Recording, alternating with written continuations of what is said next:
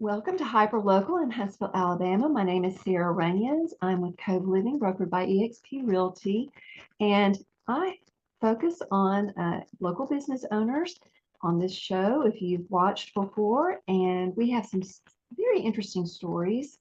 Today, I'm speaking with Megan Groth. She's in the health and wellness industry, and you're not going to want to miss what she has to tell us today. She has some just really, I think, groundbreaking information that you'll find to be interesting. If you have any sort of health issues whatsoever, then please take a listen today. Megan, welcome. And if you would, just please tell us a little bit about yourself and what you do. Hey, Sarah, thank you so much for having me. So I am a wife and mother, and I actually do affiliate marketing. I started off my career actually in high tech. I worked for Hewlett Packard, but my passion really switched to health and wellness when my mom was diagnosed with Alzheimer's at 55. And so that's early onset Alzheimer's. And so I retired from corporate America and really started to focus in on where my passion lied, health and wellness. And so I have been in the wellness industry now for a couple of decades, and really my focus is on helping people reverse the root cause of Alzheimer's, dementia, heart disease, type 2 diabetes, and all of that is rooted in insulin resistance. That's a new type of a topic that people have not been hearing about. Most people haven't had their doctors talk to them about insulin, but really what we're finding out now is that is actually the root cause to all of these metabolic diseases. So that is my focus. Okay, and it sounds like you were potentially inspired in part because of your mom. So could you tell us a little bit more about that? Yes, my mom was, she didn't really have any of the typical flags that you would get for Alzheimer's. Most of the time it's later in life. People in the past have linked it with obesity. She really didn't have any of those things. She was actually a fairly healthy and active person. And at 55, we thought she was doing everything right, which I talk a little bit more about in in my business is what we've been doing for years with nutrition for the last couple of decades has been really encouraging people to eat multiple times throughout the day, right? So 6 small meals, snacking. People will say things like, if you eat frequently, it revs your metabolism. It keeps your blood sugar stable. As a 13-year-old, okay, I was diagnosed. I had the flu really bad. I had gotten up to go do something in the house, and I blacked out and fell back, and it just terrified my parents, and they scooped me up and took me to the hospital where I was for a couple of weeks, and they're all doing all kinds of tests to try and figure out what was going on. Of course, I had the flu, but still, they determined that I had hypoglycemia at age 13. And at that point in time, of course, I don't know, that was kind of maybe a newer term for people. A lot of doctors didn't seem to know even what it was. And even now, you hear people with different opinions about it. But one thing that came out of that was you need to eat multiple small meals per day. And that has been something that has been in the back of my mind all these years, that I don't need to eat 3 meals a day. I need to eat like 6 small meals a day. I need to keep on eating to keep my blood sugar adjusted somehow. Yes, And and there is absolutely a danger in having your blood sugar go too low. yeah, But really, hypoglycemia and hyperglycemia, both two ends of the same spectrum, yeah. are both rooted in metabolic disease, right? Okay, So okay. it has to do with managing your blood sugar. And so, Mhm. shockingly enough, right, when you fix the root cause of these metabolic issues, Mhm. um, those issues can go away, right? You can Mhm. reverse those problems, both hyper and hypo. And so Okay, so you're saying that maybe there would be a reason you would need to have the small meals, or so the small meals, what they do, the idea behind that propaganda that went out, right? The media has been pushing them for a long time, is that when you eat small meals throughout the day, you're not going to ever really get hungry. And so you won't make bad choices. And of course, we don't want to make bad choices. But the problem with keeping food continually coming into your mouth throughout the day is your blood sugar is not just stable, it's elevated. And when you have elevated blood sugar, you have elevated insulin. And so if your body is pumping out too much insulin, it will bring your blood sugar down too fast, right? So more of a hypoglycemic incident. And so it really comes down to, instead of just managing eating all the time, if you manage your insulin levels, you can get metabolically healthy. Okay. Thank you for helping to clear that up. And so now let's go back to, if you can tell us a little bit, what is it that you're most passionate about regarding your business? So I mentioned that my mom had early onset Alzheimer's, and at the time, everything was about beta amyloid plaque, right? And so all the pharmaceuticals have been focused in on that, right? Trying to find a drug that would address that. Now they know that, they've been barking up the wrong tree. None of those pharmaceuticals have worked. There's no pill to fix Alzheimer's. And the reason for that is they believe now that the beta amyloid plaque is a protective, it's neuroprotective, right? So that your body's producing that as a symptom of the Alzheimer's. And so now they're saying that Alzheimer's is called type 3 diabetes. And the reason why it's called type 3 diabetes is because it's really rooted in the same metabolic disease that type 2 would be, right? You're just metabolically unhealthy. And so there's something called insulin resistance. When you have chronically high insulin, your cells become insulin resistant. They're resistant to that insulin. Insulin is what is opening the cell to allow glucose in, which is the energy for our cells. And your brain cells are no different. So if you are insulin resistant, your brain cells are insulin resistant, and therefore they are not opening up to allow glucose in readily. So you're basically starving your brain. And the other fuel source that your brain can use is ketones.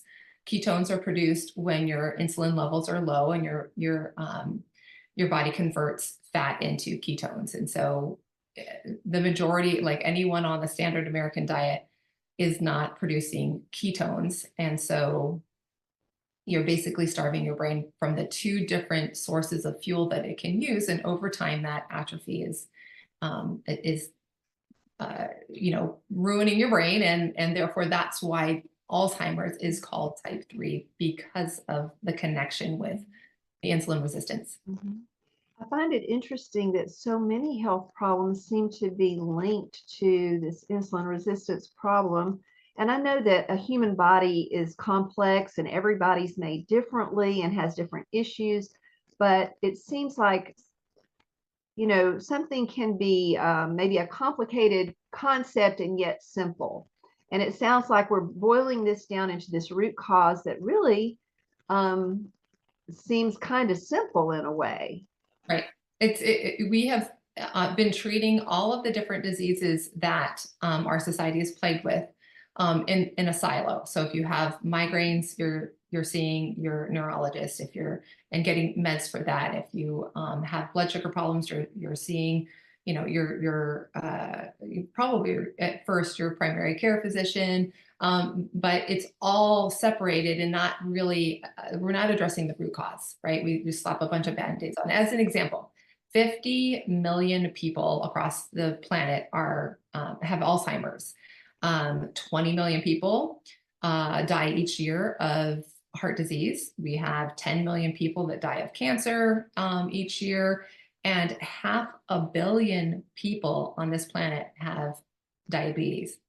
Those are staggering numbers. These are plagues of prosperity. Our genetics have not significantly changed, but yet our diseases are significantly higher, right? So the more that we have increased prescriptions, right? We've got statins, we've got metformin, We have high blood pressure meds. Those have just increased in terms of how much we're prescribing, and yet the diseases are continuing to get to epidemic levels. If you go to the American Diabetes Association, their page, they will say diabetes is at an epidemic level. They're now developing drugs for type 2 diabetes for toddlers. I mean, this is affecting children. It is not just people who are 53 like me, or, you know, this, you're in the later phases of life. No, this is affecting children, and it's sad. So that is my passion. I want people to understand that all of these issues are really rooted in one thing, which if you manage that one thing, you can significantly change your health. And it is a paradigm shift, right? It is going against the food pyramid that we have had since the 70s. That is the start of when we had an obesity epidemic and a diabetes epidemic, where we're told to eat 11 servings of grains, right? Processed grains, which has really, there are a lot of things that coincide with the deterioration of our health. But as a planet, we are not super healthy right now. That's true. I remember being in elementary school and literally having coloring books, and 4432, there were little songs and everything, and they were teaching us all about the food guide pyramid, and we just were so proud of ourselves that we knew the food guide pyramid. But it was indoctrinated for sure, and we tried to follow that. And actually, I really liked bread. And quite honestly, that was one of the culprits when I was diagnosed with hypoglycemia. Is I would sometimes at night, if I could go sleep, I go get a piece of bread and eat it. And thinking, of course, that, this is good for me or it's okay, but it was not. And who knows that it may have been causing some of my problems. Yeah, and I'm thinking too, when did we really see the spike in this, or the increase? Was it around that time when the food guide pyramid came out, or before that? Not before that. It's the spike in diabetes and obesity and those similar metabolic diseases have all continued to rise since that time period. So I'm also hearing that a lot of people are undiagnosed. And is it because they're not going to their doctors, or they're going to their doctors and their doctors are not diagnosing it for some reason? What do you think?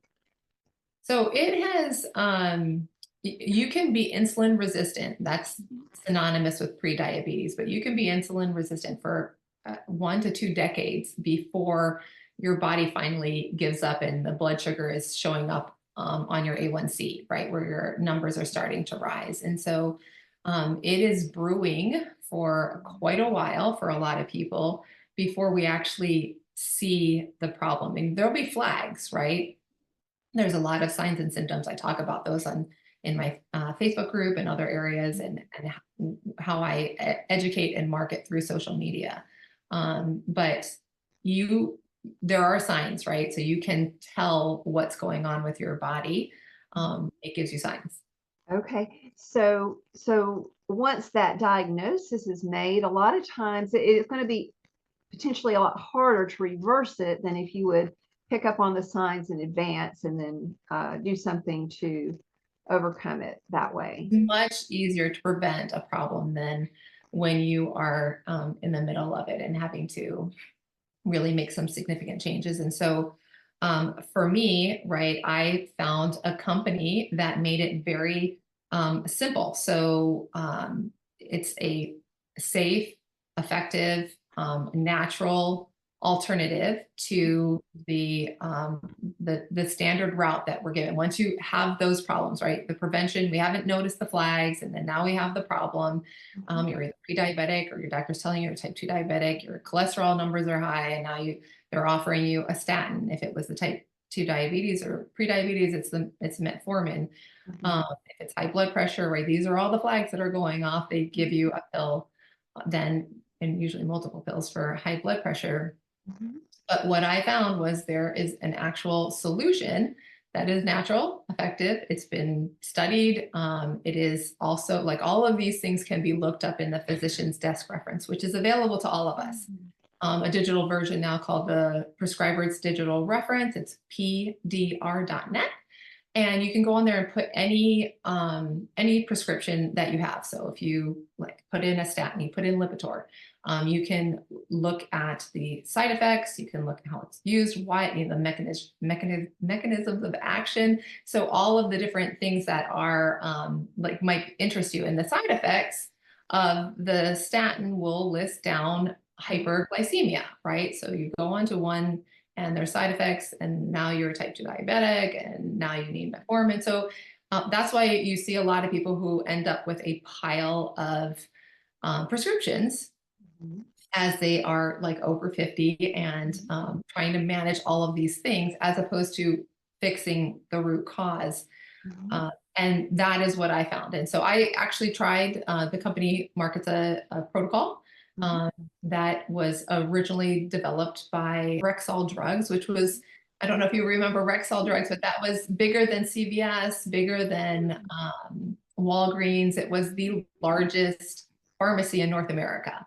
And so they had patented some products, and these are things, of course, that you're going against the products available and that big pharma is doing, right? And so you never hear about them. They are in the physician's desk reference, but our medical community is not really trained on alternatives. They're trained just on the scripts that you can write. And so no one had ever heard about these are not new. They've been around, studied by the Cleveland Clinic since '88. So statins came out in '87. Rexall Drugs worked with UC Davis to develop an alternative, a safe, natural alternative to a statin that would have no side effects. And that was developed. And so I tried the protocol myself. I had all of the symptoms that my mom had. I was like early 50s. I knew I had maybe 3 to 4 years before I potentially was in her position, especially since I had all of the same symptoms. And I was doing everything. I was in the wellness industry. I was doing everything that we were taught is correct, and still having problems. And so I was blown away by what the protocol did for me. And I continue to be blown away every single day by the people who I work with, who have tried this. It is something that everyone needs to know about. May not be for everyone, but it is, the information is just astounding what can be done if you choose to address lifestyle diseases with lifestyle modifications, as opposed to pharmaceuticals that can't fix lifestyle diseases. That's why you have the number of prescriptions going up, and the diseases continuing to go up. We haven't fixed any of the diseases because they're lifestyle diseases, and you can't fix a lifestyle disease with a pharmaceutical. Now, I've heard the analogy, it's like your check engine light is coming on and you're putting a piece of electrical tape over it, and it is really not fixing the problem, but you don't see the problems. You think it's gone. Because the fact that what you're talking about is a natural product that can do what some pharmaceuticals can do, that sounds like a really great alternative, and maybe do some prevention before you get to the diagnosis of diabetes or whatever. But could you still use these even if you had diabetes? Absolutely. There's the protocol itself. There's no contraindication with the protocol or with the 2 supplements that are used with it. And it's the best part of my job is really getting to get the text messages every day where people will tell me, hey, my doctor has taken me off of my high blood pressure meds. My doctor has taken me off of metformin. He says I don't need it anymore. My doctor has taken me off of my statin. We're going to, try and go without it. My numbers are great. So that to me is very rewarding, that you have a tangible benefit, right? The system is provable by blood work, right? It's not, I feel good, right? It's not about how you feel. I mean, feeling good is great. Everyone wants to feel good, but really you want your numbers, you want your triglycerides to be low. You want your HDL to be high. You want your A1C to be low, so you're not pre-diabetic or a type 2 diabetic. You want your blood pressure numbers to be within a normal range. right, all of these markers of health, not masking it with something. So if you stop taking your prescription for high blood pressure medication, your blood pressure is going to go up, right? This is about fixing the root cause so that you don't have to continue on, which is why, there's thousands of people now who are learning about this. And that's why I'm on social media so often to help spread that awareness. And then you get people who they go from, like my dad, a type 2 diabetic who is no longer a type 2 diabetic. I wish the same was for my mom, right? Had we known this, had anyone known this, but this was just not information available at that time, I wholeheartedly believe she'd still be with us. It wasn't a matter of willpower, her not wanting to comply with lifestyle things. She'd comply with anything that she thought would avoid losing her mind. She knew she was losing her mind.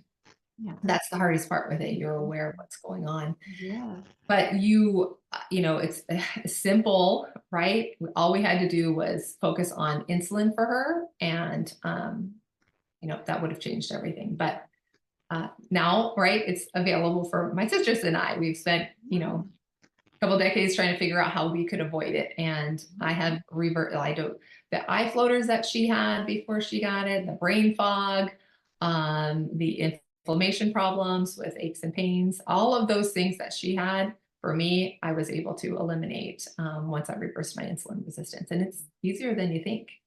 That is so wonderful. Well, I just have to reveal like a little bit of a secret here, and that is that I have started using these products, and I'm just going to give a little peek at what my experience has been so far. Megan actually called me, and I am so thankful that she did, because she told me about this. And it was at a busy time, but I thought it sounds like something that I could actually make work, and started doing these. I have Hashimoto's. I have high cholesterol, and my doctor avoided statins for the longest time, but finally said, I think we're going to need to go ahead and put you on statins.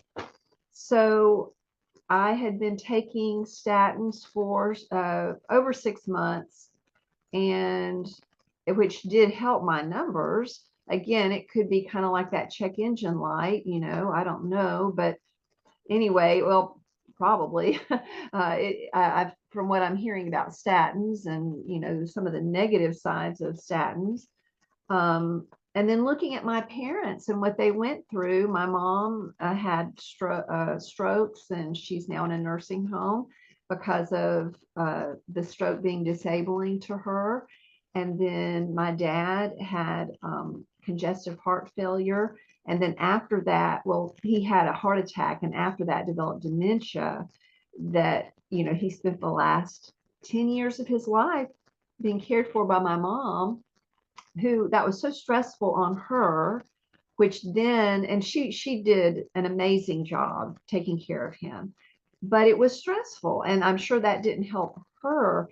Stress contributes to a lot of these problems too. And so I was thinking, okay, here I am at my age, already experiencing some of these problems. What am I going to do? And I could not lose weight. That was just not even something with Hashimoto's. It just makes it extremely difficult to lose any weight. So within the first week of using these products, and doing the protocol, I lost 6 pounds, which I really was not anticipating. I thought, I just want my blood work to improve. But I lost 6 pounds. Now I am down after 3 months. I am down like 14 to 16 pounds, 14 solidly. But if you know how we kind of fluctuate, it's sort of like 14 to 16 pounds that I'm down. And I feel good. Part of the protocol involves some intermittent eating, we'll say. And guess what? I have not just like fallen off the earth or anything because I'm not eating. You think, well, if I don't have that little snack, I'm just going to pass out. That has not happened. As a matter of fact, I feel much better now and don't seem to have those kinds of feelings. So I'm really excited about what I'm doing with this. It's just been 3 months. So I'm looking forward to seeing how it's going to impact my blood work going forward. And my doctor has agreed to allow me to come off my statins for 6 months. It's really exciting to see these changes with people, right? That is what I'm passionate about. And there is a lot of misconception where people will say, I mean, I hear this all the time. And this is, of course, what we have been taught is that obesity is leading to these diseases. So you're type 2 diabetic because you're obese, or you're getting prediabetes because you're obese. Well, obesity, it's a It's a symptom symptom. of the problem, Yes. right? So it's not the chicken versus egg. You are obese because you are insulin resistant. You cannot burn fat for fuel. So your body has all of the stored energy on it. You cannot burn any of that fat if you have chronically high insulin levels. And so that is why you get people who are 53 or your age, however, midlife, and they're doing everything they think they should be doing, working out, trying to count calories and do things. And it's really, really, really hard to even lose 1 pound because if you have chronically high insulin, you cannot lose any weight. Your metabolic rate will just lower to match your intake because your body is going to be efficient. So, yeah, that is a side effect. So you fix the root cause of insulin resistance, and surprisingly enough, your body becomes metabolically healthy. It can switch and burn fat for fuel, and that is why you were able to lose weight.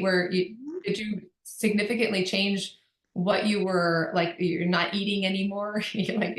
I gave up eating food. No, you're still eating, right? Right. Oh, yeah. I still eat and enjoy food, and I have great food that I enjoy eating, but I don't feel like I'm starving myself or depriving myself. Really, it's not that at all.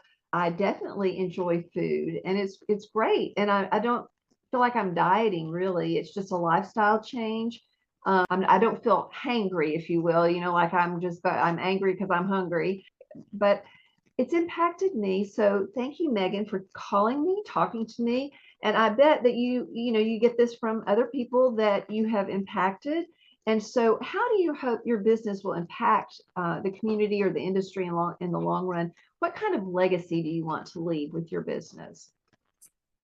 So I'm not sure if you've ever seen the charts, but if you've seen the charts on when they show a graph of the United States and the obesity epidemic and the diabetes epidemic, all of the bright red, darkest red being the worst is all centered in the South, right? Right here where we live in Alabama. We have some of the worst numbers across the nation. And so my goal is to have Alabama, I want to educate Alabama and have other people who are with me educating Alabama so that we can, it's very simple information. It's just completely contrary to everything we have been taught over and over and over by the media and misinformation, lots of stuff like that. But have Alabama be the best in the nation, have the lowest obesity rate and the lowest diabetes rate. And that is possible. Someone is the lowest, and it is not anyone in the South right now. And so we can change that. And that is my goal. My goal is to have no one have to needlessly die or have their loved one go through what my mom did. Type 2 diabetes is the same. There's not, type 3 and type 2 are both bad. I consider type 3 worse, but if you are a type 2 diabetic, you have 10 years statistically less of life than you would if you did not have type 2 diabetes. And so these are fixable things. And that is the hope, right? I want to give people hope. There is change available. You don't have to go down the path of accepting this is because I'm old. I have weight around my midsection now because I went through menopause, and that's what my doctor said is normal. I have aches and pains because I'm over 50, and that's what my doctor says is normal. And all the rest of it, right? Like my A1C is like, okay, that just happens as you get older, right? Statistically, all of these things that you're told are normal. Getting up to go to the bathroom multiple times a night. You're told, well, that's just kind of older, comes with age. What it comes with is being metabolically unhealthy. Once you reverse that, you don't have to go to the bathroom 3 to 4 times and have your sleep disrupted with that. Yeah, so there's just so many benefits. And, again, it's just that hope involved with there is a solution, not just a Band-Aid. That's so good, Megan. So what are your long-term business goals? I know it includes like some of the things you just said, but what else could you add to that? Yeah, so for me, it's just about education. And that is primarily what I do on social media is educating. I do affiliate marketing with that, but my primary goal is to educate people. And then there is a solution offered if that is what people, are interested in doing.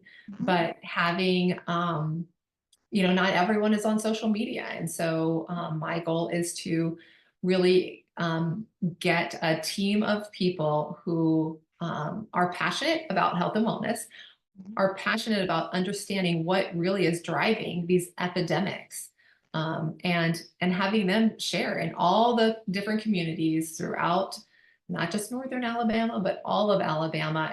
And once again, right, making our, like, the rest of the South could be red and we'll be yellow. That's great. I love that you've kind of honed in on a specific area, which when it comes to goal setting, it is good to be specific. And that would be great. Alabama's my home state, and I would love to see Alabama not be last on something like this for sure. So yes, I'm on board with you there. Okay, so if there's one thing that you'd like our audience to just take away from this business about you and your business, what would it be? I will, anyone who wants to talk metabolic health, I am happy to do it, right? So just find me on social media. And I do not ever consider it a bother or a hassle to talk as much as someone wants to talk. I am happy to share all of the things that I've learned and different resources that are available to get people healthy. And so I want to I know share. we can find you on social media, but can you give us more specifics on that? So on Facebook, I am Megan Groth, right? Just my name.